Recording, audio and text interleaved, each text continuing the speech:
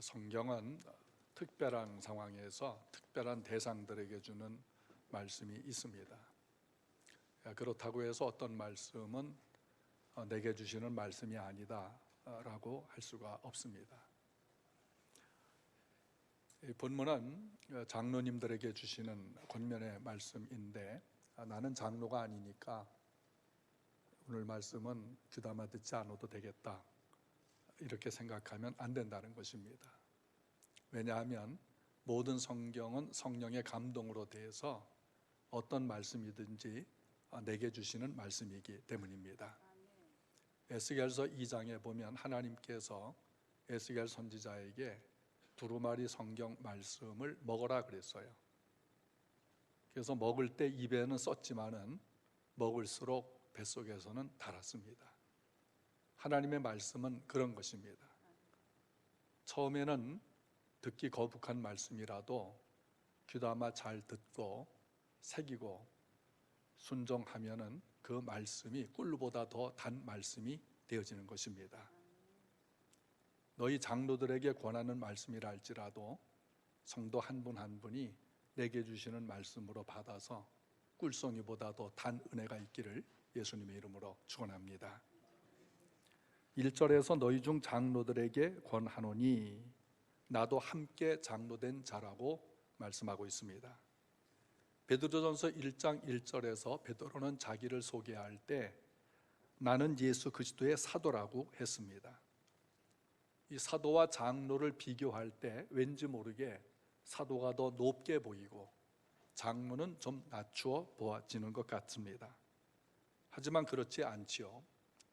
이 사도는 예수님께서 직접 불러주셨고 예수님과 함께 숙박하면서 가르침을 받고 먹고 자고 또 예수님과 함께 3년 동안 동행을 했습니다. 예수님의 십자가 고난을 경험을 했고 또 겟세마네 동산에서 함께 기도했습니다. 예수님의 죽으심의 현장을 봤습니다. 예수님이 무덤에 들어갔다는 사실도 알고 있습니다. 그리고 예수님이 3일 만에 부활한 것을 보았습니다. 부활한 이후에 도망갔던 제자들을 찾아서 다시 유임했던 사건도 다 체험했던 사람들입니다. 그래서 12명의 사도들은 교회의 초석이 된 사람들입니다. 반면에 장로는 구약시대도 있었지만 주로 사회적 식견이 풍부하고 연장자들로서 지도자급에 속해 있었습니다. 신약교회에서 바울사도가 교회를 개척하고 난 이후에 곳곳마다 성숙한 믿음의 성도들을 장로로 임명을 했고 그 이후에 장로 제도가 발전하면서 교회에서 믿음이 좋은 분들을 피택을 해서 성도들의 투표를 통해서 노예가 합법적으로 임직식을 통해서 된 분들을 장로라고 했습니다. 그러니까 장로는 교회의 지도자들이라고 하는 것이지요. 이 장로의 자격에 관해서 디모데전서 3장이 상세하게 기록하고 있습니다. 이 목사와 장로 또는 감독 이런 사람들을 같은 격으로 취급하고 있는데 책망할 것이 없는 이 곧 성품이 좋은 분들을 장로로 뽑아라 했습니다. 뭐 부자이든 가난하든 지식을 있든 좀 무식하든 또는 사회적 지위가 있든 없든 우선 성품이 좋은 사람이어야 된다는 것입니다. 비난받거나 공격받을 만한 성품이 있으면 안 되는 것입니다. 한 아내의 남편이어야 합니다. 그러니까 장로의 남편도 인정받아야 되지만 그 장로의 부인이 더욱 인정을 받아야 된다는 것이지요. 베드로는 결혼을 한 사람이었습니다. 전도하고 선교할 때 자기 아내를 데리고 다닌 적도 있습니다. 부부관계가 굉장히 화목했다고 하는 것이지요. 그래서 장로를 뽑을 때는 장로 당사자인 남편도 봐야 되지만 그의 아내를 보라고 하는 것입니다. 저희 교회도 장로 임직할 때에 가족들의 신앙, 가족들의 동의를 받는 것은 그 때문인 것입니다. 그리고 절제하며 신중하는 이어야 합니다. 욕망을 통제하고 교회에 덕을 끼칠 수 있어야 됩니다. 신중하다는 것은 건강하다는 것인데 특별히 정신적으로 건강하고 차분한 인격을 말합니다. 쾌락을 삼가하고 화내기를 더디하는 사람인 것입니다. 단정하고 대접을 잘하는 이어야 합니다.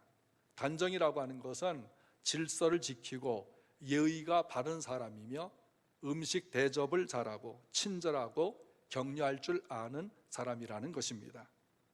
구타하거나 다투지 않고 관용하는 이어야 하는 것입니다. 가정폭력, 언어폭력, 사회적인 폭력이 난무하는 때입니다.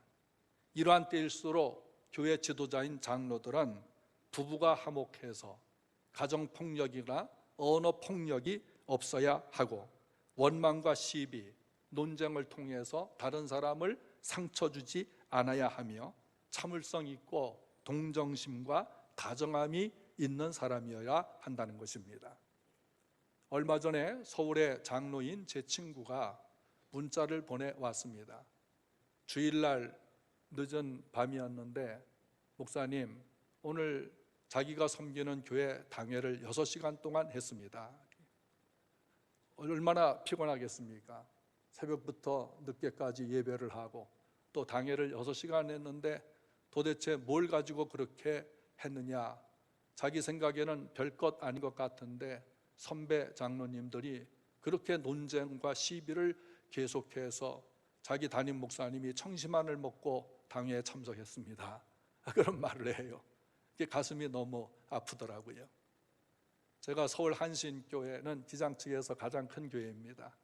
거기에 이중표 목사님 책을 며칠 전에 다시 한번 읽다가 어느 교회 목사님이 당회를 7시간을 했대요. 그리고 집에 돌아가셔서 그대로 돌아가셨습니다. 얼굴이 사색이 돼서 돌아와서 하늘나라를 갔다는 실제적인 이야기를 이중표 목사님이 쓴 것을 보았습니다. 이런 다툼과 관용이 있는 사람이 장로가 되었을 때에 언제든지 시비와 논쟁거리가 발생하는 것입니다. 돈을 사랑하지 않는 이어야 합니다. 돈은 갖고 있으되 인색하지 말아야 된다는 것이지요. 재정을 맡아서 교회 돈을 쓰는데 인색하거나 자기가 돈을 내어 헌신하지는 않고 교회 돈만을 쓰거나 더러운 이익을 탐하고 또 교회 돈을 쓰면서 자기가 쓰는 것처럼 생색을 내는 자가 장로돼서는 안 된다는 것입니다. 자기 스스로 물질을 바쳐서 봉사할 수 있고 섬길 수 있는 이어야 하지요. 교회 사역을 하다 보면 부담이 많이 됩니다. 부담이 되고 힘든 일이 있을 때 피하는 사람, 장로돼서는 안 되는 것입니다. 몸 건강하고 물질이 있으면 몸과 물질을 들여 헌신을 하고, 몸은 건강하지만 물질이 없으면 더 기도하고 몸으로 섬길 수 있어야 하는 것입니다. 고난의 증인은 고난에 함께 참여하고 고난의 십자가를 지고 가는 성도인 것입니다. 지금은 코로나가 부흥하고 성도들 중에 믿음이 뚝뚝 떨어지는 분들도 있습니다. 이러할 때 장로들과 직분자들은 더 교회를 사랑하고 믿음은 부흥해야 하는 것입니다. 우리는 코로나가 부흥할지라도 우리 믿음이 더 부흥하시기를 축원합니다. 교회가 어려움 당할 때에 장로들은 고난에 참여하고 이겨나가는 증인이 되어져야 합니다. 베드로는 순교하기까지 교회를 사랑하며 주님을 섬겼습니다. 그리고 나타날 영광에 참여할 자인 것입니다. 현재의 고난만 바라보면 실망하고 좌절하고 낭망할 수밖에 없지요. 고난으로 인하여 믿음을 포기하기도 합니다. 역사는 예수님 탄생 이전과 예수님 탄생 이후로 구분이 됩니다. 앞으로의 역사는 코로나 이전과 코로나 이후로 많은 변화를 일으키게 되어질 것입니다. 코로나 고난 중에도 굳세게 하는 힘이 있습니다. 말씀과 기도인 것입니다. 말씀으로 하나님의 약속을 믿고 기도하면 힘을 주시고 하나님을 더욱 바라보게 되는 것입니다. 사람은 항상 강한 것이 아니에요. 힘이 약해집니다. 늘 기력이 있는 것이 아니라 기력이 약해질 때가 있습니다. 늘 마음이 강해집니까? 약해질 때 있습니다. 고난이 길어지면 포기하는 마음도 생기는 것입니다. 그러나 고난 중에도 말씀을 보면 하나님께서 나를 붙잡아 주시는구나, 그것을 체험하게 되는 것입니다. 기도하니까 성령께서 힘을 주시는구나, 체험하는 것입니다. 하나님을 바라며 믿음을 지키면 미래를 인도해 주시는 것입니다. 로마서 8장 17절에 우리가 하나님의 자녀이면 또한 상속자 곧 하나님의 상속자요 그리스도와 함께한 상속자니 우리가 그와 함께 영광을 받기 위하여 고난도 함께 받아야 할 것이니라. 생각하건대 현재의 고난은 장차 우리에게 나타날 영광과 비교할 수 없도다. 믿으시기 바랍니다. 현재의 고난을 통해서 미래의 영광을 바라보게 되는 것입니다. 장로님들은 고난받는 교인들을 위해 기도하고 말씀으로 위로하고 고난을 통해 예수님을 만나고 미래 영광을 바라볼 수 있도록 권할 줄 알아야 합니다. 그러면 미래에 더 큰 영광을 받게 되는 것입니다. 그리고 양무리를 쳐야 합니다. 2절에서 너희 중에 하나님의 양무리를 치되, 누구 양입니까? 하나님의 양이에요. 하나님의 백성입니다. 하나님의 양을 맡겨 주신 것이지요. 이 치라는 것은 먹인다는 말과 같은 뜻입니다. 요한복음 21장에 예수님 십자가 고난을 받으실 때 제자들, 특별히 베드로가 도망을 갔습니다. 갈릴리 바다에 다시 고기잡이로 생계를 꾸려가고 있을 때입니다. 부활하신 예수님께서 베드로를 찾아와서 물으셨습니다. 시몬아, 내가 나를 사랑하느냐? 베드로는 고개를 떨구며 선뜻 대답할 수 없었습니다. 이전 같은 베드로 성격이라면 어떻게 대답했을까요? 아니, 그걸 주님 모르십니까? 나만큼 주님을 사랑하는 사람이 세상에 어디에 있겠습니까? 나는 주님을 너무나 사랑하기 때문에 주와 함께 죽을 것입니다. 이렇게 말했던 그가 아니었습니까? 그 말 듣자마자 예수님은 오늘 저녁 닭 2번 울기 전에 3번 내가 나를 부인할 것이야. 그리고 다 도망갈 것이야. 그러나 베드로는 자신만만하게 아니요, 다 도망갈지라도 저는 주님과 함께 하겠습니다 했던 그 베드로가 고난받는 주님을 보고 다시 고향으로 돌아가 어부 생활을 하고 있을 그때에 부활하신 예수님 찾아와 주셔서 시몬아, 베드로야, 네가 나를 사랑하느냐? 베드로 고개를 떨구면서 주님, 내가 주를 사랑하는 줄 주께서 아십니다. 주께서 아십니다. 주께서 아십니다. 그 말밖에 할 수가 없었어요. 그때 예수님께서 그러면 베드로야, 내 양을 쳐라, 내 양을 먹이라 부탁하신 것입니다. 우리 사랑하는 성도 여러분, 예수님을 사랑하십니까? 주님을 사랑하십니까? 그럼 약을 먹이시고 양을 치십시오. 특별히 장로님들은 하나님이 맡겨준 양들을 양육하십시오. 장로는 주님의 사랑을 누구보다 더 받은 사람입니다. 천사도 흠모하는 은혜의 직분을 받고 있는 것입니다. 맡은 자는 충성하기를 구하고 예수님이 사랑하는 것을 사랑하는 것이 장로인 것입니다. 예수님께서 무엇을 사랑하시나요? 돈을 사랑하시나요? 예배당을 사랑하시나요? 땅을 사랑하시나요? 자동차와 집을 사랑하시나요? 주님은 그런 것들 사랑한 적이 없으십니다. 예수님이 사랑하는 대상은 사람인 것입니다. 주님은 영혼을 사랑하십니다. 사람을 사랑하며 먹이고 치는 방법은 말씀의 꼴을 잘 먹이며 기도하는 것입니다. 양을 먹이고 치는 사람을 목자라고 합니다. 장로님들은 말씀으로 성도들을 가르치고 양육하고 기도로 하나님께 의탁해서 양들이 성장하도록 해야 하는 것입니다. 요한복음 10장에 예수님께서 나는 선한 목자다라고 말씀합니다. 왜 목자면 목자지 선한이란 말을 붙여야만 하셨을까요? 선한 목자가 아닌 사꾼 목자가 있었기 때문입니다. 악한 목자들이 예수님을 공격하고 예수님의 양들을 도적질해가고 침략했던 것입니다. 나는 선한 목자야. 선한 목자는 양들을 위하여 제 목숨을 버린다고 했습니다. 양들을 먹이고 보호하고 저진하고 새끼를 낳도록 하는 것입니다. 구역과 전도회, 봉사기관을 맡아 지도해야 합니다. 그러니까 장로직이 가볍지 않습니다.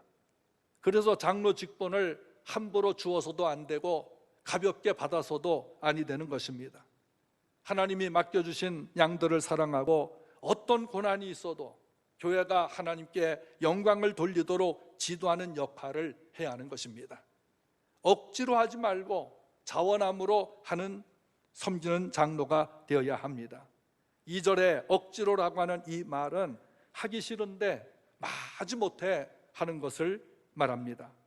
억지로 마지 못해서 남의 눈치가 보여서 하는 것도 필요는 합니다. 안 하고 피하는 사람보다는 나을 수가 있습니다. 그러나 모든 사역은 하나님의 뜻을 따라 자원함으로 해야 하는 것입니다. 자원한다고 해서 내 마음대로 하라는 것이 아닙니다. 열심히 하되 맡겨주어서 참 기쁩니다, 맡겨주어서 감사합니다 하고 하나님의 목적에 따라 교회에 덕을 끼치는 것을 말합니다. 곧 올림픽이 7월에 개최된다고 합니다.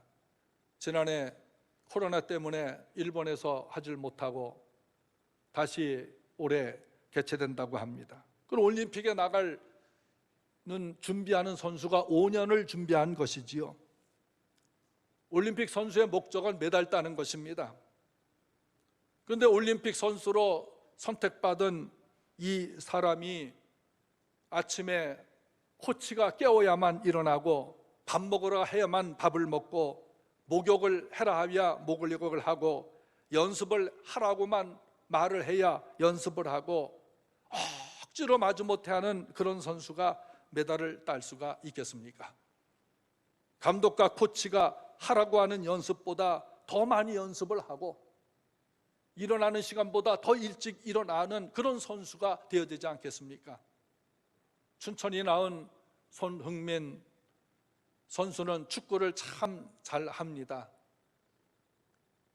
손흥민 어린이가 부안초등학교 다닐 때에 그때 축구를 가르쳤던 선생님이 인터뷰하는 것을 읽어보았습니다. 흥민이는 어려서부터 연습하라는 시간보다 더 많이 했습니다. 밤 늦도록 운동장에서 혼자 연습을 했습니다. 물론 손흥민 선수의 아버지가 참 지독하게 아들을 훈련시켰다는 얘기를 들었습니다. 그런데 선생님이나 아버지가 훈련시킨 것보다 더 많은 노력을 흥민이는 해서 오늘 세계적 축구 스타가 되어졌습니다. 하라고 하는 것보다 더 열심히 할 때 올림픽 선수는 메달 가능성이 있는 것입니다. 기본적으로 해야 할 일을 알아서 자원함으로 잘해야 되는 것입니다. 그럼 교회도 신앙생활 할 때에 기본이 있지 않겠습니까? 공예배 참석하는 것, 성경 읽기, 기도하기, 감사하기, 기쁨으로 인사하기, 봉사하는 것, 찬양하는 것, 이 모두 다 기본적인 것이고 자원함으로 해야 하는 것입니다.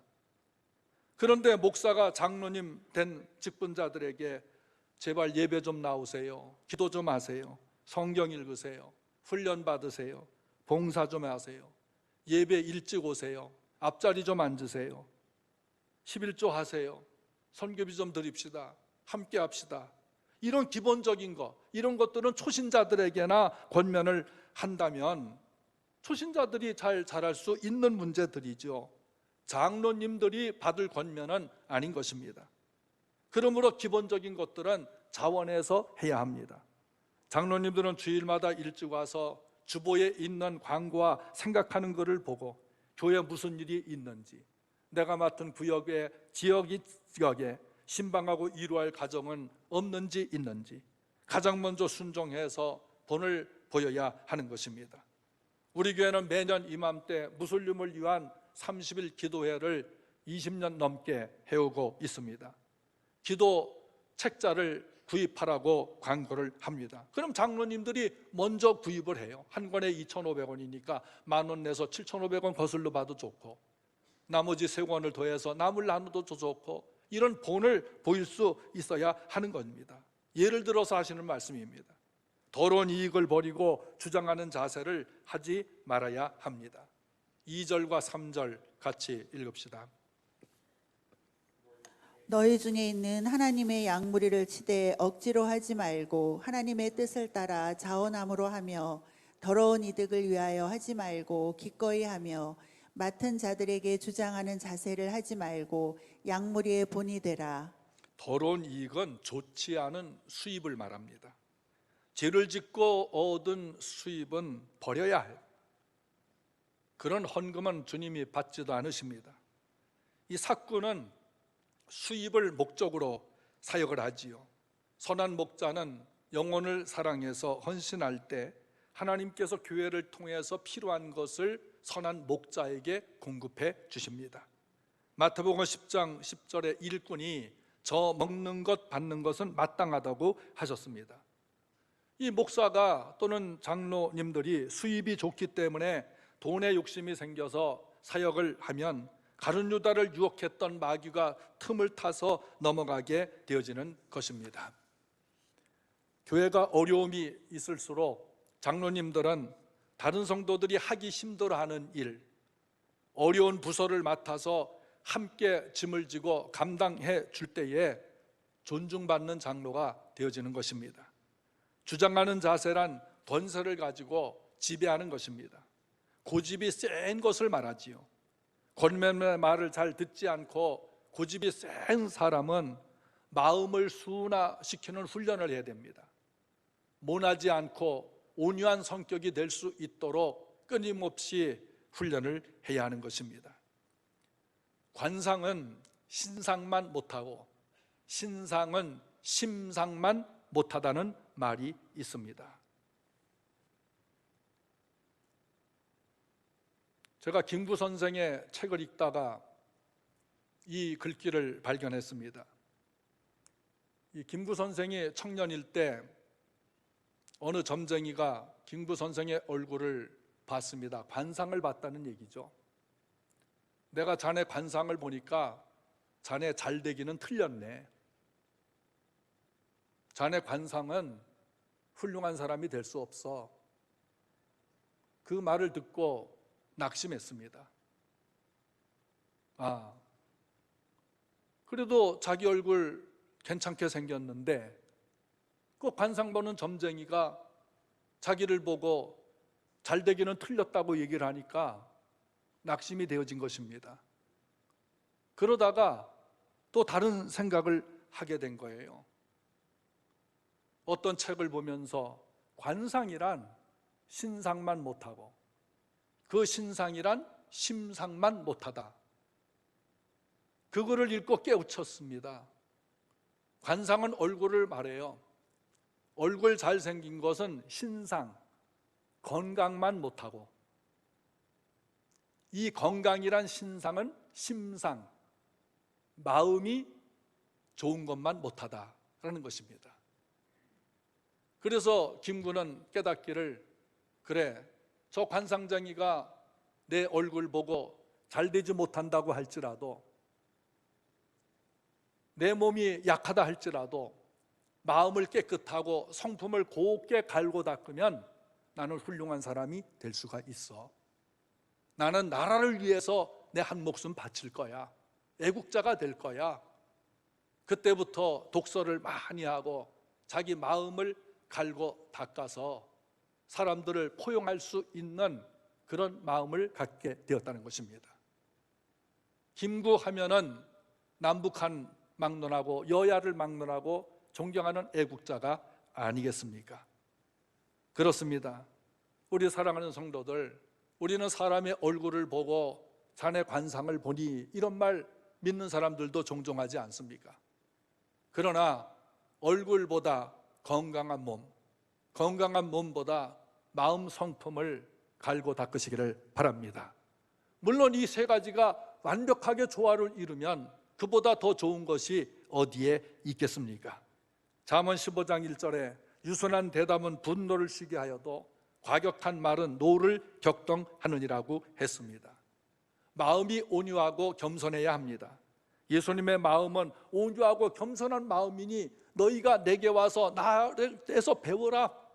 내 멍에는 쉽고 가벼움이라. 집사일 때는 양 같던 사람이 장로돼서 늑대처럼 변하고 교회를 휘저어 분파를 일으키는 사람, 우리 노예 안에서도 여러 명 보았습니다. 얼굴 관상도 좋고 몸도 튼튼한 신상도 좋으나 무엇보다 바른 심상을 갖는 장로요 성도가 되기를 바랍니다. 그리고 양무리의 본이 되어야 합니다. 3절의 양무리의 이 본이라고 하는 말은 샘플이에요. 본보기가 되라, 모형입니다. 무엇의 본이 되어야 할까요? 무엇보다 기본적인 것에 본이 되어야 합니다. 장로님들은 공예배를 말하지 않아도 잘 참석하십시오. 그리고 기도하십시오. 봉사와 교육과 섬김, 관용과 용서하는 일에 앞서야 하는 것입니다. 물질 헌신과 사랑과 인내, 무엇보다 영혼 사랑하는 일에 영향력을 끼치는 지도력의 본이 되어져야 하는 것입니다. 교회에서 장로직은 가장 눈에 띄고 또 성도들이 눈여겨보는 직분인 것입니다. 그 눈들이 부담스럽기도 하지만 감수해야 하지 않겠습니까? 눈총받는 장로는 되지 말아야 하는 것입니다. 우리 은퇴한 장로님들도 여러분 있으나 여전히 장로가 아니겠습니까? 저희 장인은 은퇴한 지 14년 되십니다. 얼마 전에 사순절 고난주간에 아마 섬기는 교회에서 새벽 기도와 특별 저녁 기도가 있었던 모양입니다. 저녁 때 전화를 하니까 가게문 일찍 닫고 저녁 기도회에 참여한다고 하셨습니다. 이 사순절 기간에 은퇴한 장로가 저녁 기도 안 가도 되시잖아요.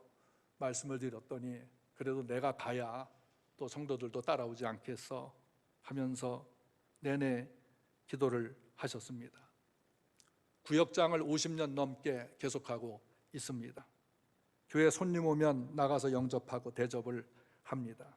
저는 그런 부모님이 자랑스럽습니다. 우리 교회도 은퇴 장로님들 여러분 계시고 은퇴한 성도들 계십니다.